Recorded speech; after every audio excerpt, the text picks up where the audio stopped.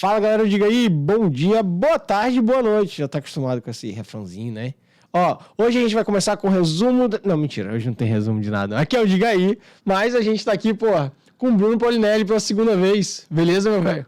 Prazerzão estar aqui com vocês agora pessoalmente. Agora é outra estrutura, né? Gravou online aí, pô, a estrutura... Pois é, tá bem melhor. Pô, não posso deixar de elogiar essa estrutura e agradecer a Apex, né, velho? Que é nosso parceiro aqui, você viu aí, a galera tá grande, os caras estão crescendo aqui no... Legal, né? Pô, bom demais. Brunão, de novo, muito obrigado por estar aqui com a gente, segunda vez. Presencial, eu vou jogar um migué aqui dizendo que a gente pagou sua passagem, tá pagando sua... Mentira. Bruno, dessa vez a gente vai começar um pouquinho diferente, tá? O que eu quero saber dessa vez? Quem é Bruno Polinelli? Boa pergunta. Todo mundo que me convida para conversar só quer saber de mercado. Pois é, quem é o Bruno? Às vezes o pessoal esquece dessa parte. Cara, eu sou, ao contrário do que muita gente imagina, não sou formado em economia, formado em relações internacionais lá no IBMEC BH e estou envolvido aí com o mercado financeiro desde 2015, comecinho de 2015 aí. Sempre trabalhei, né, com o mercado de juros, operava DI, né, que é basicamente, como todo mundo conhece sempre o derivativo de dólar, o dólar futuro, o índice futuro. Pouca gente conhece o DI, que é o juros futuro, e todo mundo deveria conhecer, na verdade, é o DI, porque é muito mais importante. O mercado de juros é muito mais importante do que qualquer outro que tem por aí. Depois a gente pode falar dele. Eu vou anotando aqui. Agora, isso é importante. Quem foi que falou comigo esses dias? Tava falando, pô, mas é muito diferente gravar ao vivo e gravar online, assim, ainda que seja gravado, né? Sim. Aqui, cara, é o seguinte, no online... Eu pegava minha tela lá no Zoom, né, e dividia. Sim. Então, de um lado eu tava vendo sua cara aqui, do lado de cá eu tava vendo as perguntas. Sim. Então, assim, eu diria que no online ele fica muito mais, sei lá, padronizado. Sim. Aqui as coisas vão surgindo, eu anoto pra depois perguntar. E fica muito mais conversa do que entrevista, eu gosto, né? Eu também prefiro. Inclusive, assim, a gente tá se conhecendo presencialmente agora, cara, você tem uma cara de pirralho, velho. Ou eu tô muito velho? Eu acho que é a segunda opção. Você tá quantos anos? Tem 30 anos, pô. Aí, pirralho, pô. 36, eu tenho 36, pô. Tá vendo? Já é pai já? Já, na verdade, não. Ainda não. Tá grávida? Tá grávida. Cara, inclusive, em primeira mão, tá? Nunca revelei na rede social. Boa! Aí, ó. Resumão aqui da semana, no mercado de hoje, isso aqui lá. Aqui, ó. Vem aí. Eu tô com 7 meses. Boa, vem aí a Manu. Manu? Pô, Manu vai ser o nome da filha do meu primo, como se fosse o irmão, o Serginho, lá de Salvador. Boa, legal. Tá pra nascer aí também agora. Pô, parabéns, cara. É uma delícia. Obrigado. Bem gostoso. Super na expectativa. A vida muda, hein? Vai gravar em outros horários. Vai ter vazamento no resumo, vai aparecer o choro do bebê. Com certeza vai. Mas bacana, enfim, vamos lá. Eu comecei em 2015 e aí eu fui até 2019... Não, na verdade, 2021. Cheguei ali em 2021, cara, eu caí num relatório da... Não, mas rapidinho, você formou e como que você caiu nesse mercado? Porque você é de relações. Relações internacionais. Como você caiu no mercado trabalhei um período com campanha eleitoral, nada a ver também, gestão pública e tudo mais. E aí, o que aconteceu? Eu sempre fiz hipismo, né, que é esporte, cavalo de esporte, salto e tudo mais. E aí, em 2015, eu vendi o cavalo que eu tinha, uma égua, na verdade. E aí, chegou o dinheiro, eu falei assim, cara, não sei o que eu faço com esse dinheiro. Aí, eu falei, pô, preciso começar a estudar investimento, que investe, onde que investe e tudo mais. E isso foi no comecinho de 2015, se eu não me engano. E foi assim que eu apareci, o mercado financeiro apareceu na minha vida. Aí eu comecei a estudar. Autoestudo. Autoestudo, exatamente. E aí foi assim até 2021. E aí, em 2021, em junho, maio de 2021, eu estava lendo lá o meu conteúdo diário que eu sempre leio e caí num relatório da Ambima, que é uma agência do mercado financeiro, e falava sobre os influencers do mercado financeiro, o alcance que essa galera tem, o tanto de dinheiro que movimenta e tudo mais. E aí eu falei, pô, devo conhecer, né? Quantos anos de mercado, devo conhecer todo mundo. Peguei para ver a lista e, para minha surpresa, sei lá, 6 dos top 10 eu não conhecia, nunca tinha ouvido falar. Eu falei, pô, vou dar uma pesquisada nesses caras, né? Top 10, esses caras devem ser bom. E aí, para minha grata surpresa, o conteúdo de metade do top 10 é muito ruim. Muito ruim. Muito ruim, era um negócio mal feito, feito de qualquer jeito e tudo mais. Aí eu falei, putz, se os caras estão desse tamanho e alcançando um público e uma grana desse jeito, é porque tem muita oportunidade por aí. Muita gente fala que está saturado o mercado de criador de conteúdo, de investimento e tudo mais, mas, pô, tá nada. Tem muita coisa para vir ainda. Cara, tem muita coisa para explorar ainda. Não, você tá doido. E assim, Brasil, nós estamos engatinhando ainda. Pois é, isso que eu ia falar. Será que é porque essa questão do conteúdo ruim? Porque assim, pô, o cara tá com conteúdo ruim, mas o cara tá bombando. Será que é, talvez, por conta do desconhecimento que o brasileiro tem sobre o mercado? É bem possível. É bem possível, sim. Isso é uma coisa que a gente fala muito. Que sempre que a gente chama alguém no mercado financeiro, alguém da área de economia, a gente pergunta muito se não acha que um dos grandes problemas que a gente tem com a educação no Brasil é a falta de educação financeira e econômica que gera, enfim, toda a situação que a gente vive. Não, eu não tenho dúvida que ainda tem muito espaço, pessoal. Muita gente me manda que, eu não quero entrar nessa área porque para mim está saturado. Tem gente demais fazendo conteúdo. Aí, você olhar para os Estados Unidos, por exemplo, 50% da população investe lá ou mais, não sei. Aqui deve estar em 3%. Acho que é 3%. Sei lá. E aí, você vai me falar que o mercado de investimento está saturado no Brasil? Não. A gente pode estar numa fase ruim, a pessoa confunde às vezes, né? A gente certamente está num ciclo bem terrível. Mas o ciclo, como é que é? A crise para um é a oportunidade para o outro. Né? Exatamente. Se você sobrevive a esse ciclo, é o que eu estou fazendo. O que me abordam para monetizar, cara... Tipo o quê? Porque cuida da minha carteira, cheguei... De tudo. Vem o cara que pede para eu investir o dinheiro dele, vem o cara que pede curso de investimento, vem... Você imaginar, para avaliar a carteira, tem demais. E qual é o seu negócio hoje ali? Cara, eu monetizei eu transformei o meu perfil num canal, na verdade. E aí eu criei alguns quadros nesse canal. Então eu tenho, por exemplo, o resumo do mercado de hoje, que a galera adora, que aí eu pego e vendo ele. Ele é um produto e eu vendo ele para alguém. E hoje, por exemplo, quem está com o resumo é o Brasil Journal. E aí a gente posta lá em conjunto. Legal. Aí eu tenho outros quadros. Por exemplo, o quadro que eu explico como é que as empresas ganham dinheiro. Aí eu falo lá da Pets, falo da Uber. Sim. Enfim. E aí tá com o pessoal da Invite, que é uma rede social de mercado financeiro. Certo. Então eu fui criando esses quadros e arrumando parceiros pros quadros. Porque o formato de publi é terrível. É coisa lastimável. Eu fazer lá uma publi, abra sua conta em tal lugar. Pô, a pessoa que tá me assistindo vai passar na mesma hora ali. Né? Todo mundo odeia publi. É terrível. Eu não curto. Ninguém assiste publi, aí não converte, aí fica ruim para mim, fica ruim para o anunciante. Eu perco engajamento também no público. E aí eu não faço mais essa publi. Aí eu bolei esse formato de transformar o perfil em um canal com alguns quadros. E aí eu vou vendendo os quadros para os parceiros. E aí eu faço isso desde novembro de 2021 e virou minha profissão. Larguei. Rapaz, aquela égua deu cria, hein, velho? Deu cria, quem diria. E falam que cavalo não é bom investimento aí, ó. Mas não costuma ser, não. Eu tenho um amigo que falou assim, cara, tem que dar os parabéns. Você é a única pessoa de Minas Gerais que ganhou dinheiro com um cavalo. Mas porque é uma paixão, né? Vira hobby, só que é um hobby caríssimo. Não, caríssimo. Se for assim, de pismo, mas assim, eu vou dizer assim, que eu adoro cavalo, só que cavalo assim, pra cavalgada na Bahia, lá, andar um pouquinho assim, nada de competição nem nada não, mas eu vejo lá a galera gastando dinheiro do cacete. E aí foi mais ou menos assim, comecei em 2021, junho de 2021 e continua até hoje, virou dedicação 100%. Massa, pô, que bom. Agora vem cá, comparando o Bruno que a gente entrevistou, acho que deve ter, um ano praticamente, foi no primeiro semestre do ano passado, se não me engano, dá pra dizer que o Bruno de hoje, não, deixa eu melhorar aqui, como que o Bruno de hoje enxerga em relação ao Bruno do passado? Hoje é um Bruno menos otimista em relação ao mercado brasileiro, é um Bruno com mais medo, vendo o que os políticos vêm falando. A gente até fez falou umas brincadeiras aqui no início, antes de começar a gravar. Como que você está em relação a esse cenário político, financeiro, econômico do Brasil? Boa. Cara, assim, eu não tô pessimista, mas é o famoso otimista com cautela. Cautelosamente otimista. Porque, assim, eu acho que é muito... Você saindo de um período eleitoral com 1 milhão de promessas, é muito difícil quem ganhou a eleição voltar atrás muito rápido. Então, ele não pode simplesmente prometer Deus e o mundo e 6 meses depois falar que não, na verdade não vai dar. Mas ele tá fazendo em 2. Ele tá fazendo em 2. E aí, cara, eu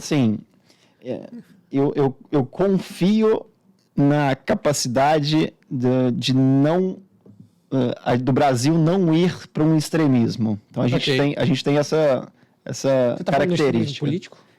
O extremismo político, econômico e tudo. A gente descambar para um lado. Descambar para um lado, uma Argentina, uma Venezuela aí. Eu acho extremamente improvável. O Brasil hoje tem uma elite econômica ali que é muito forte. Então, quando a coisa começa a descambar um pouquinho, fala, peraí, vamos voltar para cá. Perfeito. Isso é bom, isso é ruim, porque evita da gente descambar muito para o lado bom, mas também não vai acontecer nunca da gente descambar para o lado muito bom, para o ruim e para o bom, né? Então a gente vai eternamente ali entre o... Tem um conhecido que brinca, o Brasil é o Sussu, né? A gente fica entre o Sudão e a Suíça. Então a gente vai sempre no meio ali, não espere grandes coisas, mas também não precisa ficar achando que é o fim do mundo. Então, assim, eu não tô pessimista, mas eu acho que tem muita coisa tem que se encaixar ainda para a coisa despiorar, né? Além dessa parte dessa estrutura, enfim, vamos chamar econômica que você mencionou, essa elite econômica que nos dá certa segurança, e para mim dá também, eu acho que é outro fator que influencia para a gente não se tornar um Cuba, Venezuela, Argentina, etc. Querendo ou não, a gente tem um congresso muito, assim, é plúrio o nosso congresso, né? Você tem um centro ali que sempre segura, tal, é quem manda, assim, e o fato de que o governo não tem o exército. Se o governo tivesse o exército, eu ficaria em outra situação. Só que, deixa eu te perguntar, tem um terceiro fator que talvez seja bom para não te deixar tão pessimista, é porque o ciclo de commodities é bom pra gente agora? Você enxerga dessa forma? Eu acho que existe sim essa possibilidade. Na verdade, é um grande mistério, para falar bem a verdade. Porque, assim, existe o cenário em que o mundo entra em recessão, que é o que está todo mundo meio que precificando, que o mundo vai desacelerar. E esse cenário, as commodities se desvalorizam, porque a demanda por commodities diminui.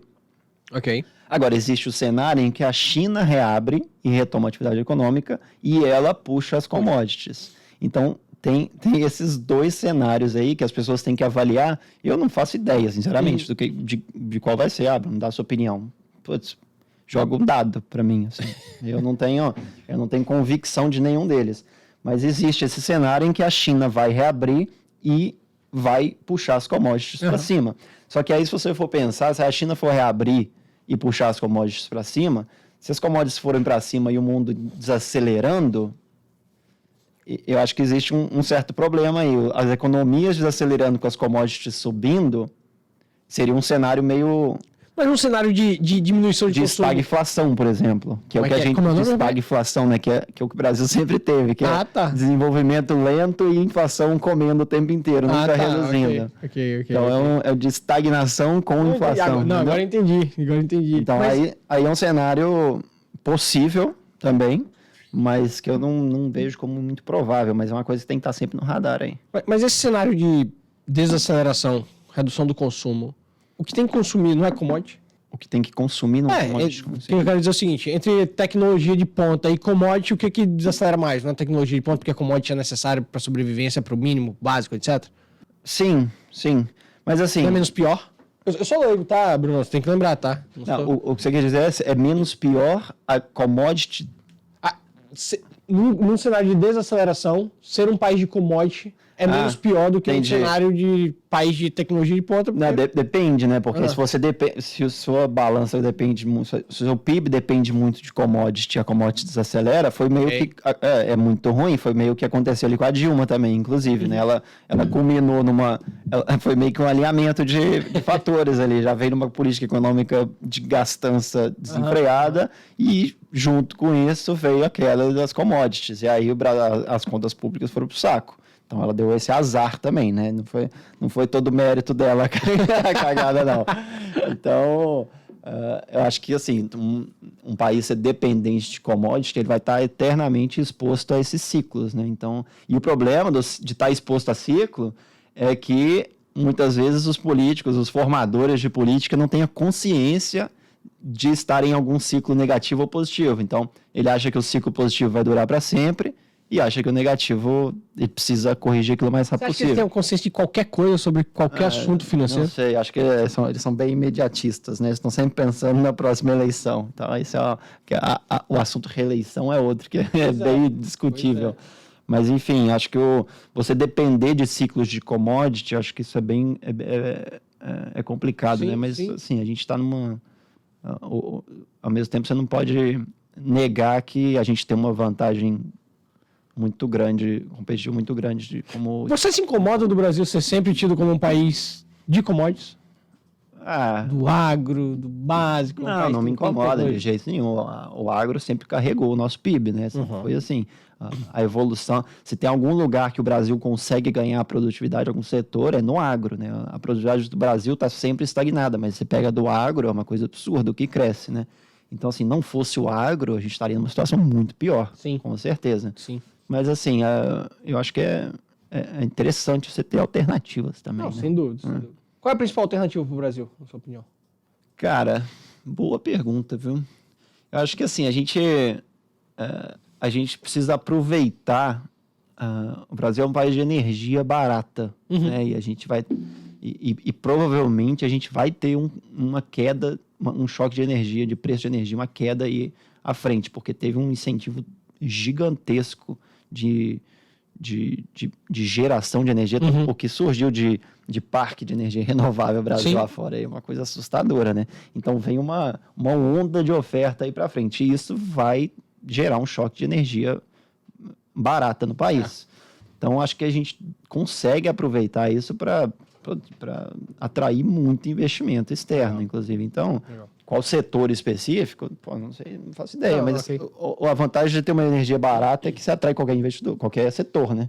E esse ponto que você trocou de, enfim, trazer investimento externo, inclusive quando a gente fala de Argentina, quando a gente faz um tripézinho aqui, ó, que a gente fala de Argentina, só porque a gente mencionou, a gente fala de investimento externo, eu não consigo deixar de falar o terceiro tripé, né, que é não sei se você já leu, o Mises, que é da escola austríaca, que ele fala que o investimento externo... Quando fala Argentina, porque ele deu uma palestra na Argentina, que foi o livro dele, 6 lições, e ele fala que o investimento externo é uma das... sem o qual não tem como uma nação sobreviver. E aí, quando eu me lembro de investimento externo, que me fala com mercado de capitais, eu lembro de outra obra, que é Por que as Nações Fracassam. Não sei se você já viu esse livro, voltou até a ter uma tiragem agora, cara. Sim. Fica a dica aí para quem tá ouvindo a gente, que fala sobre o mercado de capitais, porque o investimento externo, ele vem via mercado de capitais. Sim, é o caminho, sim. Então, por que esses caras que estão no poder adoram demonizar esse mercado de capitais? Por que os caras pegam e falam que, num evento, acho que foi do BTG, sei lá onde, o ministro da Fazenda chega lá e fala que é um monte de menino apertando... Atrás da tecla, lá apertando. Aí você chega e até botei uma brincadeira aqui no meu papel aqui, o presidente fala que mercado financeiro não tem coração. Que é, inclusive, o nosso tema de hoje. Pois é, exatamente. Assim, eu acho que existe uma estratégia que é sempre interessante você ter um inimigo, né? Você personificar um opositor. Então, você classificar o mercado como alguém que explora, que aproveita e tudo mais, te dá a saída para justificar qualquer problema. A gasolina encareceu é porque a empresa é ambiciosa, que é gananciosa. No caso de hoje é porque aumentaram o tributo mesmo. No caso de hoje é porque subiram os tributos. A partir de hoje. E, assim, eu acho que estrategicamente falando, é interessante você ter um inimigo. E aí, pelo outro lado, também funciona. Bolsonaro sempre jogou nas costas do STF. Então, Bolsonaro sempre classificou o STF como inimigo dele. Então, todo mundo vai sempre buscar um opositor. Não, sempre. Então, sempre. Você precisa, né? Você precisa. Assim, em tese, né? Tô falando essas coisas. E aí as pessoas, eles ficam nessa martelação de mercado, mercado. Mas, pô, aí todo mundo acha que o mercado é a Faria Lima. Mas não é, o mercado não é a Faria Lima. Os caras estão... O mercado é as empresas que empregam o Brasil, é o agro que exporta, é todo mundo que está aí segurando a economia. Sem dúvida. As pessoas têm que ter a noção que o mercado não é a bolsa de valores ali, né? Que está negociando todos os dias. A bolsa ela é só um mecanismo de escape ali, de intermediação dos agentes de mercado. Mas, porra, você ficar nessa, joga pra lá, joga pra cá, o fulano, o mercado é o inimigo da nação, pô, Você fica bravo quando você ouve essas coisas? Não, porque isso não me irrita mais, não. Isso não me incomoda mais. Eu sei que faz parte da estratégia dos caras e, pô, Mas eu vou ficar pro incomodado. seu mercado de trabalho e pro meu mercado de trabalho também, porque assim, quando eu falo meu mercado de trabalho, enfim, eu sou um advogado que adora trabalhar com a parte de estruturação de negócios, fusões, aquisições, expansões, etc. Então, assim, eu preciso de um mercado de capitais pujante. Sim. Você também. Você lá tá contando os resumos e analisando por como que as empresas ganham e tal. Porra, mas os caras batem, os caras chegam e ficam batendo em algo que, porra, gera renda, Sim. gera emprego, movimenta todo um dinheiro, gera inovação e o melhor, gera tributos para eles exercerem esses poderes que eles têm. Então, assim... Não, e é um tiro que sai pela culatra também, né? Porque, pô, se você olha a curva de juros, que é o que eu sempre que eu citei no começo, a curva de juros, ela basicamente precifica qual que vai ser a taxa Selic de hoje até à frente, daqui a 10, 15 anos. Se você olha a curva de juros em dezembro... Dezembro agora de 22? Dezembro agora. Já entrando no assunto aí que pode ir. bateram tanto aí em taxa de juros, o Banco Central precisa cortar a Selic, não sei o quê. Pô, entrevista para todo lado, todo mundo macetando o presidente do Banco Central, que eles têm obrigação de cortar juros. Se você olha a curva de juros em dezembro do ano passado, ou seja, depois da eleição do Lula, com o Lula já eleito, o mercado já precificava uma queda nos juros para esse ano, já no começo desse ano, em março, não sei, abril. Ok. Ou seja, com o governo já eleito, já existia a expectativa de corte da taxa de juros. Com essa confusão de atacar Banco Central, autonomia de BC, mercado, o inimigo e tudo mais, já tiraram esse corte da taxa Selic que era para ter acontecido no começo desse ano, que era para acontecer no começo desse ano. Então, assim, não é que o mercado está contra o governo atual. Ele simplesmente reage às expectativas. O mercado tem vida própria, sozinho, né? Como sozinho. Expectativa dos indivíduos, não é isso? 1 milhão de pessoas lá e não é um cara que manda em tudo, né? Então, se você olhar, não é que ele está contra o governo, porque, porra, era para ter cortado os juros já. Mas é simplesmente parar de falar bobagem e definir. O problema é o tiro pela culatra que você falou antes. O tiro está sendo pela culatra. O tiro está sendo pela culatra. Não veio plano, veio um esboço de plano aí. E aí, pô, não define nada. Aí tem 14 pessoas que opinam. A outra que fica tweetando o dia inteiro lá também, hein? Então, a Glaze? Tá a briga lá dentro. É o Carlos Bolsonaro do Lula. Engraçado é que as notícias saem assim. Vamos ver quem vai vencer a próxima queda de braço do governo Lula. Se é a ala política tocada pela Glaze ou a ala econômica tocada pelo Fernando. E o Haddad, que foi todo mundo reclamou quando foi escolhido como ministro da Fazenda, né? Da Economia. Tá se mostrando o cara mais sensato lá dentro do governo. Então, você fala assim, putz, todo mundo achava o terrível, e agora o terrível é o mais sensato. Mas eu vi sobre isso uma parada, Bruno, que é o seguinte, assim, beleza, assim, é diferente, óbvio, assim, em todos os sentidos é diferente você ter um Guedes da vida e um Haddad. E aí quando fala assim, pô, mas você não tem muito medo do Haddad? Eu falo, cara, eu tenho medo a depender da equipe que ele escolha. Porque um cara, quando ele é completamente, enfim, desqualificado, mas se ele é minimamente inteligente... Tenho certeza que o Haddad não é burro, tá? Não, cara. Certeza. Ele pode não ser aquele economista foda no mercado financeiro e tal. Até porque não é economista. Exato. que ele fala lá que vocês são um períodozinho e tal, engraçado.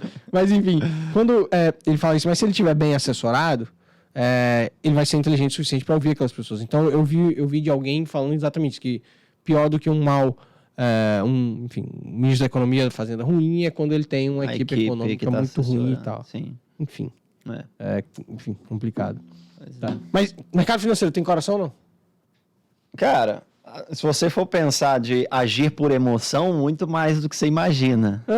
Mas se você for pensar tem coração no sentido, vou cuidar de você, eu acho que não tem muito não. Ali quem fala é o dinheiro mesmo. E não tem que ter, cara. Na minha opinião, não tem que ter, porque realmente as pessoas estão ali pra fazer negócio. É o dinheiro que... É o mercado de o tal do money talks, né? É o dinheiro que manda e é isso aí.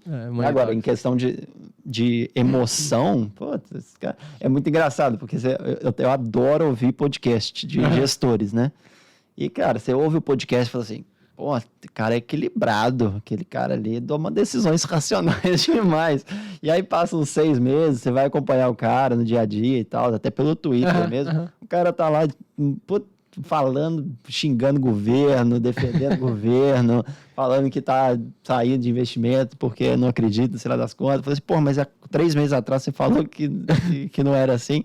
Então, acho que a emoção tá muito mais presente nos tomadores de decisão aí do que muita gente imagina. Você acha que a galera que... Vamos brincar assim, os meninos que estão ali atrás do teclado, como disse o Haddad, e aí eu não vou falar dos profissionais, não, tô falando da população mesmo, dos indivíduos que vão lá e, enfim, estão na bolsa.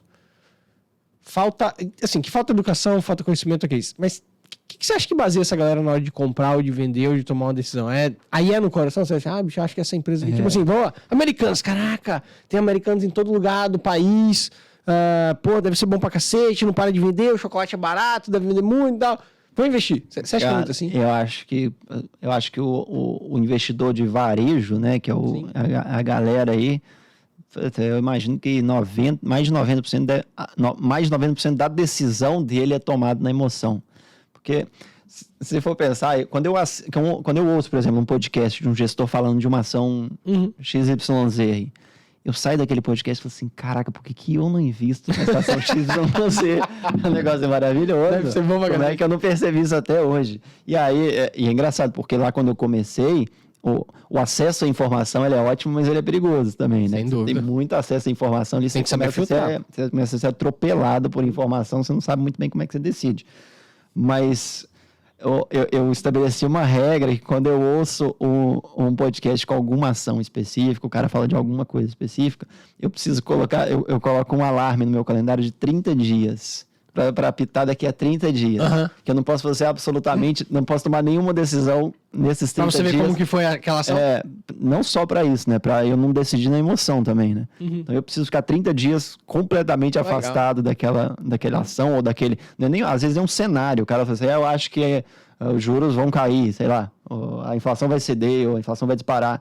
Eu não faço nada nesses 30 dias para pelo menos eu falar assim, cara, será que eu estava emocionado ali no minuto do podcast ou será que realmente faz sentido ter alguma... Mas já teve algum assim que você falou, pô, por que eu não fui naquela emoção que deu bom? Não, com certeza. Com certeza. Você olha pra trás e fala assim, nossa, que dor de corno, por que eu não investi naquele negócio ali? E isso tem as montes. Só que aí, mas o inverso é mais, né? O inverso é mais, né? Ainda bem. Principalmente agora que tudo só cai, né? A gente tá numa fase da bolsa aí. Sim. E aí que você começa a perceber que às vezes não é você ter investido ou não, é o ciclo do negócio ali. Porque se você pega de 2016 a 2019, praticamente qualquer coisa que você comprou subiu, valorizou. Sim. Então teve um ciclo de alta ali que, o tal dos gênios do bull market, né? Qualquer coisa que você compra, valoriza. Então você fala assim, você comprei a minha, subiu 30, mas a do outro lá subiu 52. Vacilei. Mas, ganhei 30 pelo menos. Agora não, agora você vai lá, você investe, o negócio cai 30%, então não é tão óbvio mais, né? Então claro. Tem essa questão do ciclo também que afeta demais. E essa questão americana, você esperava isso? Não, jamais. Né? Quem esperava, né? Porque... Do varejo você não esperava? Eu já vi, é o Basic. Ele fala que toda empresa de varejo ou já quebrou ou ainda vai quebrar, né? Acho que é mais ou menos essa resume bem a opinião dele. Mas assim, o negócio de varejo é um negócio duro, né? Principalmente no Brasil, porque o varejo, no final das contas, ele é um operador de juros, né? Então ele pega... Como? Me explica. Como ele tem uma margem muito apertada no negócio dele. Muito pequeno. Então ele precisa de um banco para financiar o negócio. Para comprar a mercadoria que ele vai vender depois. Tá. Então, quanto maior for os juros do empréstimo bancário que ele paga para o banco, menos retorno ele vai ter no negócio dele aqui. E como a taxa dele já é espremida, o spread dele ali, a margem dele já é espremida, quando a taxa de juros começa a subir, aquilo mata o negócio dele. Então, a natureza dele é ser um negócio de juros baixos. Então, além do... Cenário de mercado de juros baixos? Porque aí, naturalmente, ele contrata com menos juros. Não só afeta a demanda, tem o lado da demanda também, né? Os juros baixos incentivam o consumo e tudo mais. Então, isso gera mais receita para ele. Mas, por outro lado, se for olhar os números ali, toda varejista depende muito de financiamento de banco. Então, quanto mais baixos os juros, melhor ele consegue a margenzinha dele ali. E, inclusive, é um dos motivos de muita empresa varejista não conseguir sair de recuperação judicial. Quando entra. Por causa dos juros. Porque quando você entra em recuperação judicial, você tem acesso a uma possibilidade de empréstimo que chama DIP, que é você pegar um empréstimo que tem preferência sobre os demais credores. Aí você pega esse dinheiro para tentar não quebrar, manter a operação funcionando e pagar os credores da recuperação judicial. Qual que é o problema? A galera que empresta dinheiro nesse DIP aqui, que são os Special Situations lá, que são os fundos de alto risco e tudo mais. E quanto maior o risco, maior os juros cobrados. Claro. Então, quando o cara pega um empréstimo desse, a operação dele não se paga mais. Então, o negócio de varejista não consegue sobreviver num desses empréstimos imediatos ali pós-recuperação judicial. Então, empresas de varejo normalmente não se recuperam por causa disso. Ela pega um empréstimo ali para tentar manter a operação funcionando e simplesmente não consegue manter a operação funcionando para pagar esse primeiro empréstimo. Tá claro. Entendeu? Claro. Eu posso dizer que se ela pega... Bom, se ela tá sempre pegando, enfim, investimento, quer dizer que ela tá sempre alavancada. Eu posso dizer que se ela tá sempre alavancada, que ela não tem fluxo de caixa. Por que ela não tem fluxo de caixa? Por que ela não tem fluxo de caixa? Por que ela tá sempre alavancada com dinheiro de terceiro? Na Americanas era um caso engraçado, inclusive, porque a Americanas, ela se juntou com a B2W ali há uns 2 anos atrás, né? Eram 2 empresas separadas. Okay. B2W é o e-commerce. Okay. Americanas é o físico ali, a varejista física.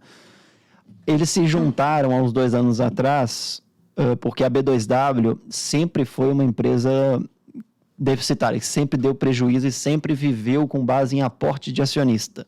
Então, ela pegava dinheiro com os acionistas, torrava aquilo na operação, crescendo o negócio, acabava o dinheiro, ela ia lá e chamava mais capital. Então, ela fez isso a vida inteira e nunca deu lucro, basicamente. Caraca. E como ela nunca deu lucro, sempre deu prejuízo, aquilo foi acumulando um prejuízo gigantesco, né? E Americanas, o negócio da Americanas, o físico, é um bom negócio. O físico? O físico Olha só. é um bom negócio. E aí, o que eles fizeram? Espertamente, juntaram as 2 empresas para Americanas aproveitar desse prejuízo acumulado da B2W. Entendeu? Então, eles se juntaram. Agora, como que não pegaram isso nessa época que juntou? É uma coisa, assim, assustadora para mim, porque vai falar que o cara sentou 7 dias na carteira e pegou, na cadeira lá e pegou? Pelo amor de Deus, né? Mas vamos lá. Então, o negócio físico da Americanas é um bom negócio. O problema estava no e-commerce. Então, eles se juntaram. E aí... Essa questão de aproveitar o prejuízo está muito ligada na questão fiscal, né? Não, total. Ah, tá. É uma operação fiscal total. E a fraude, inclusive, estava nessa operação de pegar o empréstimo com o banco, né? Porque você tem 3 pontas ali. Você tem a Americanas, o fornecedor e o banco. O banco, a Americanas fala assim, eu vou pagar o fornecedor, eu quero comprar 200 copos, mas eu vou te pagar daqui a 4 meses. O fornecedor fala assim, 4 meses eu quebro, não dou conta de vender copo. Ela fala assim, não me interessa, eu sou americana, se quiser me vende. Aí o cara vai e topa. O que a Americana faz para facilitar a vida do fornecedor? Ela contrata um banco, o banco vai lá e paga o fornecedor adiantado. Óbvio que pagando menos, né? Se a Americanas deve 100, o cara paga 80 para o fornecedor. E a Americanas passa a dever o banco, em vez de dever o fornecedor. Tá. Então, o banco passou 80 para o fornecedor e agora a Americanas deve 100 para o banco. Então, o banco ganha essa diferençazinha aí, né? Justo, faz um serviço dele. O que acontece? A Americanas estava classificando essa dívida bancária que ela tinha com o banco que pagou o fornecedor como uma conta fornecedor, como se ela devesse isso para o fornecedor. E aí, quando você deve para o fornecedor, isso não abate lá na sua demonstração de resultados, isso não abate o lucro. Só que quando você deve para o banco, isso abate o lucro. Principalmente os 20 da diferença aqui, certo. Isso é despesa financeira, isso é juros que você está pagando. Despesa financeira é dedutível. E aí abate diretamente no lucro. O bônus dos executivos sempre foram com base no lucro da companhia. Quando você joga como conta fornecedor, não abate o lucro. Quando você joga como dívida, abate. O que eles faziam? Julgavam tudo como conta fornecedor. Então, foi mais ou menos aí a fraude, né? Acho que tem muito desse pra vir à tona ainda. Cara, aí começaram as especulações. Fulano, primeiro acharam que todos os varejistas operavam assim, né? Depois foram perceber que não, que era uma coisa exclusiva da Americanas. Agora, certamente ainda vai aparecer muito da fraude por aí. Né? Falaram até dos caras lá da 3G, da Ambev. Já pediram música no Fantástico. Kraft americano. E aí surgiu a do indiano, agora também do Adani, o homem mais rico da Ásia, também já apareceu uma outra fraude, que aí eu nem sei o que rolou exatamente lá, mas parece que eu vi assim, né? Um buraco bem gigantesco. Pois eu vi que é bem... bom. Bom. Assim, onde entra a CVM nessa história toda, Bruno? Você acha que a CVM tava aí... Foi até um debate que eu tive em um dos grupos que eu tenho, que aí começaram a falar assim, porra, cadê a CVM pra intervir nisso? Falei, cara, galera, pera lá, cuidado. Porque senão você abre uma margem gigantesca. É igual aqueles negócios... Quando a gente gosta de falar de intervenção do Estado, nos grupos que eu tenho, a gente traz muito aquele filme Minority Report, do Tom Cruise, dos pre-cops. Que antecipa o... Os caras se antecipam. Né? Cara, pera aí, velho, você vai punir alguém antes de praticar o crime, segura lá, cuidado com essa porra, porque senão... Irmão, cara, eu acho que o grande problema da CVM hoje é orçamento. Os caras não têm nem pessoal, nem dinheiro para investigar. E assim, o mercado financeiro saiu de 0 a 100 em poucos anos, a CVM continua lá no zero, o orçamento não cresce. Mas você concorda que a atuação dela tem que ser posterior, né? Sim. Ela fiscaliza. Isso. Mas, certamente. Mas na teoria ela deveria... na teoria não, né? Na prática ela não tem a capacidade de acompanhar o que deveria, por falta de orçamento e de pessoal. Mas assim, eles fazem um bom trabalho. E aí qual que é o problema? Aí surge um negócio desses americanos. Se eles não tinham capacidade antes, imagina com uma bomba desse tamanho, que vai ocupar eles por quanto tempo. Só o da Americanas vai ocupar todo o time da CVM. Acabou, né? E aí eles ficam passando funcionários de BNDES pra lá e pra cá pra ver se ajuda. Mas, porra, só essa bomba da Americana aí já vai segurar os caras. A gente entrevistou aqui, aí eu não vou lembrar se foi no ano passado, no retrasado, o Fernando Caio Gaudi, que ele estava como diretor da CVM e ele falou assim, o problema é exatamente esse orçamento. Orçamento que questão de pessoal, entendeu? E aí orçamento reflete no pessoal. Exato. E aí como é que você cobra uma atuação dos caras que se nem pessoal e orçamento tem? Então, pô, é um negócio complicado. E aí pipocando de criador de conteúdo também, dando recomendação para todo lado. Isso aí, pô, os caras têm tanto problema. Você não dá recomendação, né? Não. Essa daí eu passo, eu passo no crivo aí, você mesmo pode ficar tranquilo. Pode ficar tranquilo, né?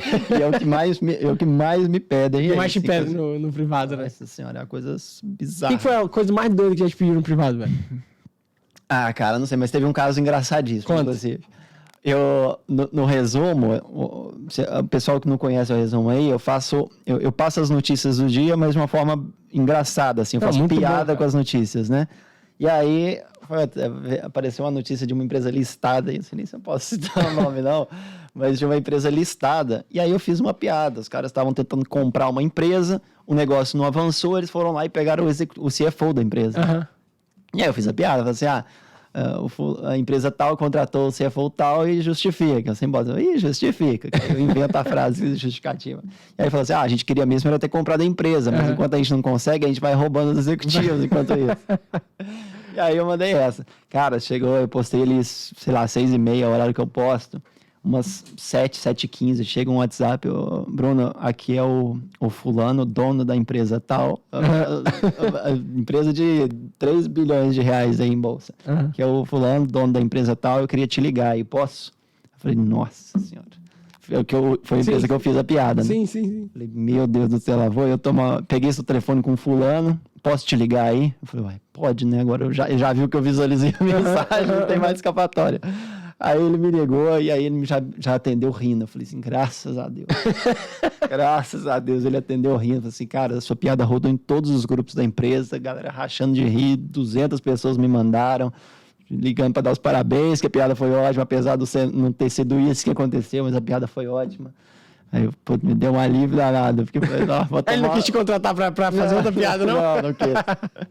Mas enfim, o que chega das pessoas que eu faço a brincadeira, muita gente me manda mensagem. É você mesmo que prepara, que produz? Eu que faço tudo. Você que faz tudo, velho? Eu que faço tudo. O pessoal acha que é facinho ali, Não, facinho cacete, né? Difícil pra caralho. O dia inteiro pra escrever um resumo de 60 segundos. O dia inteiro. Eu acordo ali 7, já dá uma olhadinha 7h30 no que tem de notícia, porque não é passar as notícias, eu tenho que fazer piada com a notícia, né? Então não é toda notícia que eu consigo fazer a brincadeira. E aí, eu fico lá o dia inteiro, às 7h30, aí dali a meia hora eu vou lá, será que os jornais já atualizaram? Deixa eu ver, já saiu mais notícias? Vou lá e passo o dia inteiro lendo notícia pra ver o que eu consigo fazer de brincadeira aí. Pô, bacana. E toda a parte de produção também você que faz? Você que bota os vídeos, tudo atrás? Eu que faço a edição, eu que faço as capas. Cara, mas você tem 150 mil seguidores, como é que você olha todos os direct messages? Por exemplo, o meu você viu, que a gente tava falando assim, eu devo gastar de 2 a 3 horas por dia só respondendo DM.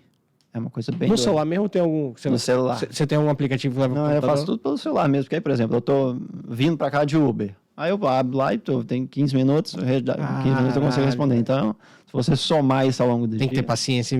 Tem que ter paciência, porque vem de tudo. Em DM, veio cada gente boa, veio sem noção, veio que tá em dúvida, que quer só zoar.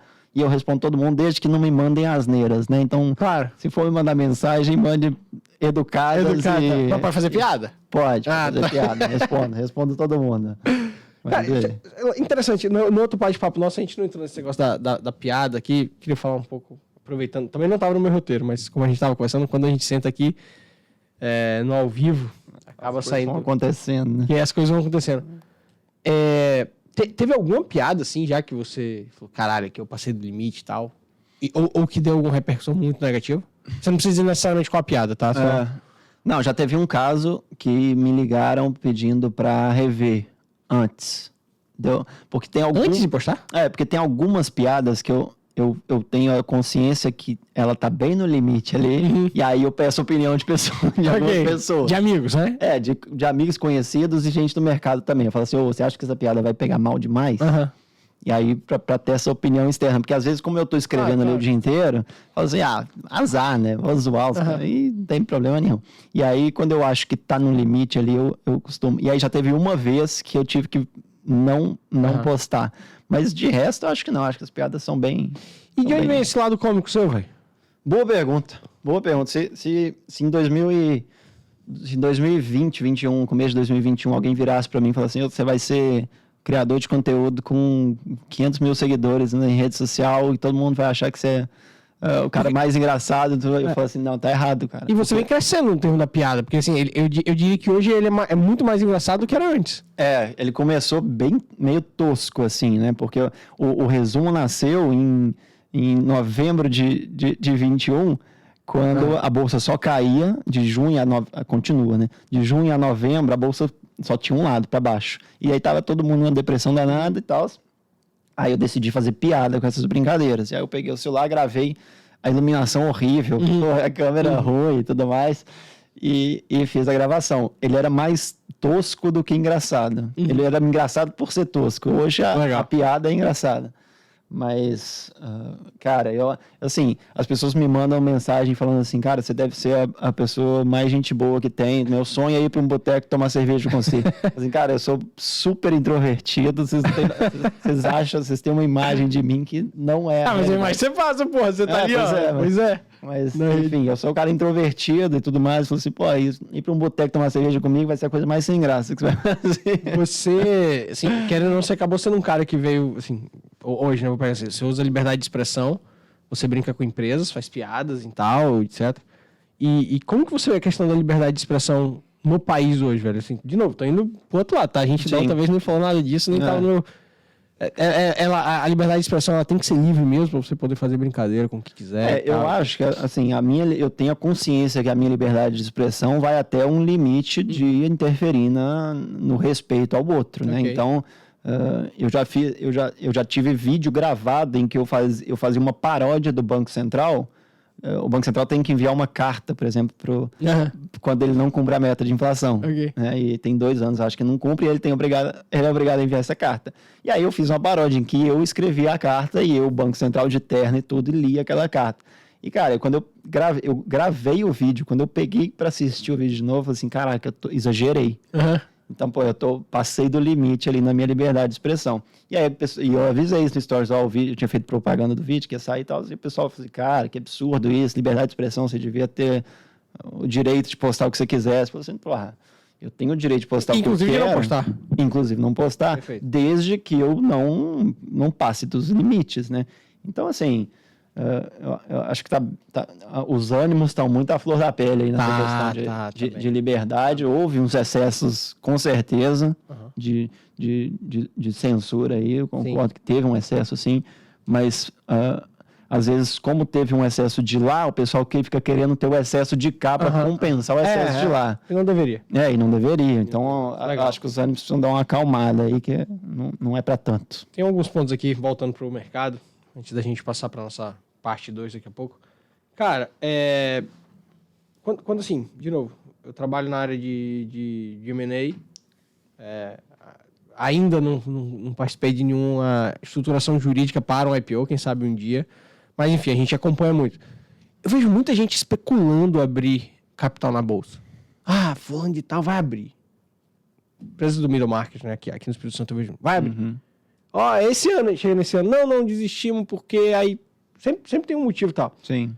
Por que você acha que isso acontece tanto aqui no Brasil, velho? Se é que acontece tanto, na sua opinião, acontece tanto e por quê? Cara, assim... É outra brincadeira? Eu acho que, de novo, a gente entra nos ciclos ali, né? Então, tem época que o dinheiro tá farto e todo mundo quer fazer IPO, e tem época como hoje que não tá, e o negócio é muito mais difícil. Pra que eu vou acreditar no seu plano de negócios se eu boto meu dinheiro no banco e não faço nada, recebendo 15% ao ano? Uhum. Inclusive, no caso do cara que me ligou, da empresa, a gente conversou exatamente sobre isso. Ele falou assim, pra que eu vou investir em novas plantas, em novos não sei o que me dá retorno de 20%, um retorno do meu capital de 20%, se eu boto o dinheiro no banco e o negócio também me dá ali 15%. Então, eu ter uns 5% extra para ter um trabalho desgraçado, para quê? Enfim, então a gente tem esses ciclos do preço do dinheiro, né? que é o juro, no final das contas. Mas o IPO também pegou meio que uma fama ruim, né? Então, principalmente dos investidores, assim, porque tem um desequilíbrio de informação muito grande entre quem está fazendo o IPO e quem está investindo. Ok. Então, eu estava lendo um artigo interessante de um cara que chama Ricardo Caio, acho. Enfim. E aí ele falando assim, que lá em 2019, 20, teve muita empresa que veio para a Bolsa que tinha duas alternativas, ou pedir recuperação judicial ou fazer IPO.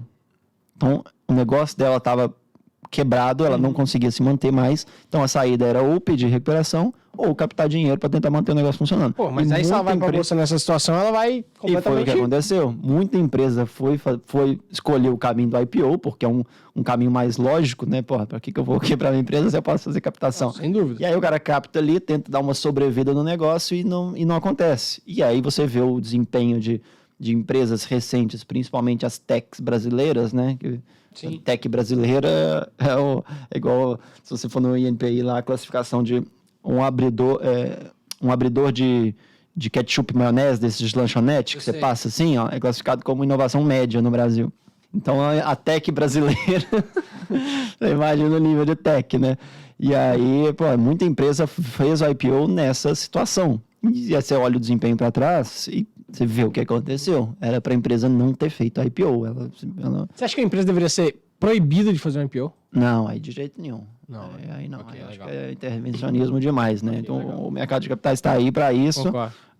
O que talvez esteja errado são os incentivos de quem faz a oferta, não da empresa em si, né? Porque o dono está ali para vender o negócio dele. Sim. Se estão pagando, vende, óbvio. Mas os incentivos de quem faz a intermediação talvez precisam, não sei como também, mas precisam talvez ser repensados. Porque existe quase que uma incentivo a enganar as pessoas. Para poder comprar aquele investimento. Exatamente. Legal. Da outra vez que a gente... Tem só mais 3 pontinhos aqui do meu rabisco, para a gente passar para fase 2. Estamos aí quase 50 minutos de entrevista. Da outra vez a gente falou um pouquinho de cripto. Você não era muito fã, não. Continua. Deu uma estabilizada aí, hein? Parou de cair não, né? Subiu bem, acho que esse mês assim. Teve aquela queda gigantesca. Boom, e começou a subir. Mas eu adoro cripto, na verdade, porque me dá muito conteúdo pro resumo. É mesmo? Eu adoro. Eu faço muita brincadeira com criptomoeda lá. E o pessoal fica muito incomodado às vezes também, né? Apaixonados. Porque cripto é meio amor e ódio também, não, é porque Vai lá, continua aí, eu vou fazer depois a pergunta. E assim, para mim, eu não vejo muito valor na criptomoeda, tem criptoativos. Como moeda de troca, como ativo. Isso. Porque muita gente pega como investimento também, né? Grande parte das pessoas vão como investimento. E aí, como investimento, é acreditar demais, né? Porque o Bitcoin só vai subir se você acreditar que ele vale 11 em vez de 10. Eu comprei por 10, se você acredita que ele vale 11, beleza, eu vou ganhar dinheiro. Mas ele só vai subir por causa disso. É a única justificativa. Tem que ter alguém disposto a pagar mais caro por ele. Então eu não vejo isso como merecedor do meu dinheiro.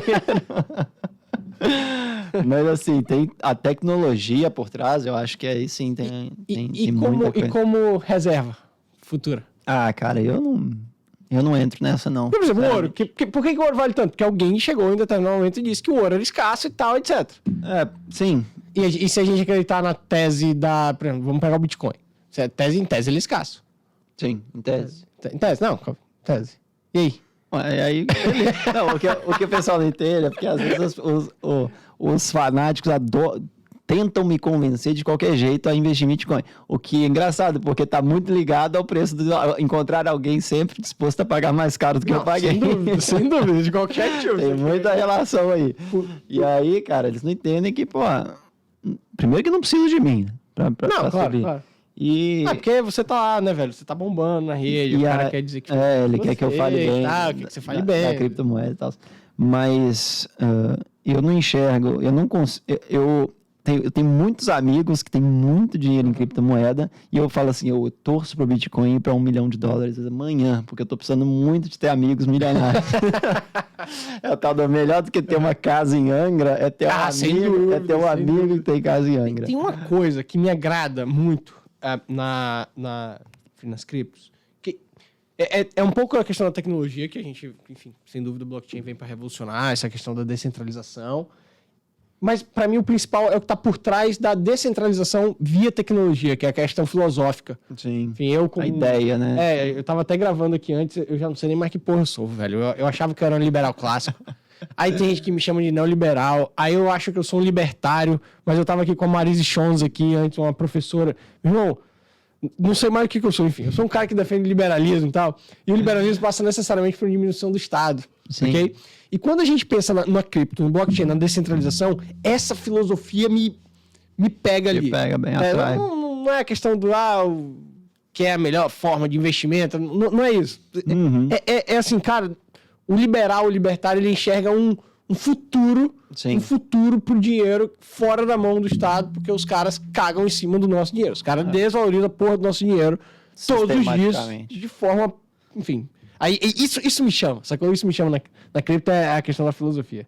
Mas eu acho assim, acho uma filosofia válida, e aí como toda corrente filosófica tem os que estão de acordo, os que não acho que vai levar em lugar nenhum. Claro. Mas assim, a criptomoeda é nitidamente um fruto do excesso de dinheiro por aí, né? Então a pessoa não tem onde investir. Vou botar na criptomoeda. É porque na hora que surge, que porra é essa aqui? Isso aqui é uma cripto, num blockchain, bota dinheiro aqui que vai valer. Isso aí E aí, então... Eu acho que o pessoal tem que tomar muito cuidado também, porque é um ninho de golpes também pra galera, né? Nossa senhora, é uma coisa assustadora. Brunão, o cara que quer começar hoje no mercado financeiro, enfim... setor econômico mesmo. Por onde que o cara começa, velho? O que o cara faz? Estuda? Primeiro faz, é isso? Vai estudar, inclusive esquece olhar ações primeiro, vai aprender sobre juros, renda fixa, né? Renda fixa, no final das contas, é juros. Vai aprender primeiro sobre juros, porque juros é o preço do dinheiro, né? Então, tem gente que investe em ações e nunca ouviu falar em curva de juros. E, assim... Curva de juros é o básico de qualquer investidor, mesmo se você não tem, se você não quer investir, você quer deixar fundo de investimento tocando seu dinheiro, assessor definindo sua carteira, que seja, você tem a obrigação de entender curva de juros. Porque se você entender os níveis da curva ali, você vai entender o ciclo que a gente está. E isso vai te dar, inclusive um livro interessante para a turma aí é o... não sei como é que é em português, mas em inglês é Mastering the Market Cycles do Howard Marks. Acho que é Dominando os Ciclos do Mercado. Então tá, pronto. Minha última pergunta. Há um ciclo nos ciclos? O que eu quero dizer? Tem uns mini ciclos? Porque assim, vamos lá, eu 36 anos, invisto há muito pouco tempo, estou no mercado financeiro há muito pouco tempo, pode botar aí, sei lá, 12, 15 anos, muito pouco. Commodity, aí depois vem tecnologia, aí tem uma bolha... Aí tem mercado imobiliário, aí tem... Tá. O ciclo é feito de miniciclos, cara? Sim. O erro tá em achar que o criptoativo é um ciclo, a commodity é um ciclo. Você tem que pensar sempre no lado do crédito. A base do negócio é o crédito. Você tem que acompanhar como está o ciclo do crédito. Dentro do Daquele ciclo setor? Não, da economia em geral. Geral. Aí é taxa de juros. Ok. No final das contas, é tudo taxa de juros, e aí é a taxa de juros americana, porque é quem Aham. manda no mundo, né? Sim. Então, você tem que acompanhar o ciclo do crédito. Dentro do ciclo do crédito, vão ter várias ondas ali, que aí vai surgir a bolha do Bitcoin. Bitcoin, sim. Não, tô entendendo. Dos criptomoedas, né? Porque teve muita criptomoeda que foi bolha, literalmente, né? Então, você vai ter vários ciclos ali dentro. Então, acho que o principal, que inclusive esse livro fala muito bem disso. A grande onda, o grande ciclo que você tem que acompanhar é o ciclo do crédito. Do crédito. Massa. Que aí nada mais é do que taxa de juros, igual nos Estados Unidos. Agora a gente está entrando num ciclo de restrição monetária, né? O pessoal lá está tentando pisar no freio de todo jeito, e a discussão é justamente até se essa pisadinha no freio que eles estão dando vai ser capaz de segurar o que está acontecendo lá. Veremos cenas dos próximos capítulos. Quando você vier gravar o terceiro aqui, a gente vai ver como é que foi esse pós-Covid americano. Cara, muito boa essa nossa, enfim, primeira parte. Quase 1 hora aí, fluiu bastante. Fluiu bem. Agradecimento sempre especial à galera da Apex, aqui nessa estrutura nossa. Segunda parte, Brunão. Aqui você já conhece. Mais dinâmica, mais rápida, mais objetiva. Bom, acho que o livro você acabou indicando, né? Esse é bom. O bom dele é que ele tem uma linguagem muito simples. Então, pra galera que tá começando, é muito simples de entender. Dominando o ciclo de mercado do Ralph Marx. Dominando o ciclo de mercados. Boa. Isso aí. E qual filme ou série você vai indicar dessa vez? Pode ser os dois também, não tem problema. Cara, eu assisti o The Last of Us por muita insistência, mas eu achei terrível e deu uma polêmica danada. Você não gostou, cara? Achei muito ruim. Você Deus gostou lá. Pô, eu joguei o jogo, velho. Você joga? Não, Você joga? mas todo mundo falou isso. Não. Eu jogo, o único que eu gosto é de tiro. Jogou online. Mas assim, porra, velho, todo legal, mundo falou cara. que, nossa, se você jogasse o jogo, você veria com drama, tá bem drama. Não, mas não assim. pegou muito, não. E é bem. É quase que uma criptomoeda. É ódio. Pode bater. Aqui no Diga aí não tem essa. Pode bater. Mas. Tem uma da HBO que é voltada para mercado, inclusive, que chama Industry. Muito boa. Industry, é mesmo? Industry, muito boa. Vou dar uma olhada. Assistir que ela vale a pena. Show. Um valor, Bruno. Um valor? Putz. Cara, diria que primeiro, assim, não dê ouvidos a opiniões que te jogam para baixo. Boa. E tente sempre fazer um resumo melhor do que o resumo anterior. Boa. Um herói? Um herói? Cara, não tenho, sinceramente. Não tenho, assim. Tem pessoas que eu admiro, mas... Fala dos quadrinhos, então. Um herói dos quadrinhos. Um herói dos quadrinhos? Você tem cara que lia bichinho, que lia quadrinho, não? Nossa, eu quando era criança adorava a Turma da Mônica, você acredita? É mesmo? Pô, Chico Bento, pra mim, era tem um primo, sensacional. O André chegava na casa dele, só as pilhas. Eu sempre fui de herói, sempre fui Super-Homem, Homem-Aranha, tá? Esse negócio, ele não, ele lia a Turma da Mônica. A mãe é dentista, ela tinha no consultório aquela pilha também de coisa, eu adorava as do Chico Bento. Então bota o herói com o Chico Bento. Chico Bento, tá massa. Vamos lá. Ações ou renda fixa? Os dois. Os dois, boa. Começa na renda fixa e vai aos pouquinhos pra ação. Boa. Essa aqui é fácil pra você agora. Criptofundos imobiliários. Vamos lá, fundos imobiliários. Não sou muito fã também da classe, não, mas por eliminação. Por eliminação, mas a ideia é essa. O pior investimento já feito. Não precisa necessariamente citar a empresa, tá? Se quiser citar, cita, mas... O pior investimento já feito... Putz... que eu me lembro de cabeça aqui, eu tive um erro em CVC. Provavelmente foi o que eu falei no último. É a segunda pessoa que indica CVC, tá? É a segunda pessoa que faz CVC. Indica não, né? Que indica assim, né? Que menciona CVC como o pior. Eu acho que eu falei, inclusive, no último podcast. Provavelmente eu falei com ela, falei sobre CVC, porque foi um erro. Tomei decisões ouvindo podcasts. Tá aí. Um exemplo clássico, assisti um podcast, eu falei assim, cara, que sensacional e tal. Fui na emoção. Isso foi provavelmente começo de 2020, pré-pandemia. Tá, já que você falou de podcast, não tava aqui não, mas... E aí, indica um podcast aí pra gente. Cara, tem 2 de mercado que eu acompanho demais, inclusive conheço os 2 que tocam lá, gente boa pra danar, que é o Stock Pickers. Sim. E o Market Makers, do Solomon. O Stock eu já escutei bastante. O Market Makers é muito bom também. Boa. De mercado. E quem é o, digamos, vou usar o termo, tá? O influencer que você faz. Esse cara é bom. Esse cara faz análise boa. que faz análise boa. tipo... Eu gosto de acompanhar os grandes, mais o Primo Rico da vida. Sim. Para ver a direção que eles estão indo. Okay. Como empreendedores do negócio porque é um negócio, né? A criação de conteúdo é um negócio. Total. Então eu gosto muito de acompanhar, porque os caras são gênios da rede social, né? Então eu gosto de ir bem nesse sentido. Agora, não tá me vindo nenhuma cabeça, não. Boa, Daqui a pouco, velho. Show. Últimas duas. Banco Central tem que existir, sim ou não? Com certeza. E CVM? Também. Boa. Claro, tem que ter, senão vira bagunça. Já tá bagunça da atividade que tá. Bota mais dinheiro lá também, né, velho? Pra melhorar a atuação dos caras, né? É, verdade. Precisando dar uma força lá, porque os caras são bons, só não tem orçamento. O Fernando Gaudi, que eu mencionei, ele falou muito isso, ó. A galera que tá lá é uma galera muito boa, uma galera muito técnica. Uhum. Acho até que o presidente que tá lá agora, é o João, se eu não me engano, ele é um jurista, cara. Sim. Meu irmão, o cara manja demais, velho. Eu não conheço pessoalmente a turma lá, não, mas eu conheço pessoas que conhecem, e essas pessoas falam muito bem da turma. Pois é, inclusive o Pablo Arruda, que é meu sócio lá no Rio, e foi meu professor tudo, é amigo do João e me prometeu que ia fazer o João vir no Diga Aí, porra. Aí sim, aí você pode me chamar pra sentar ali. Pra sentar ali. Eu fico mexendo no som ali, ó. Não mexeu em nada no som, tem que alguém ficar mexendo ali, ó.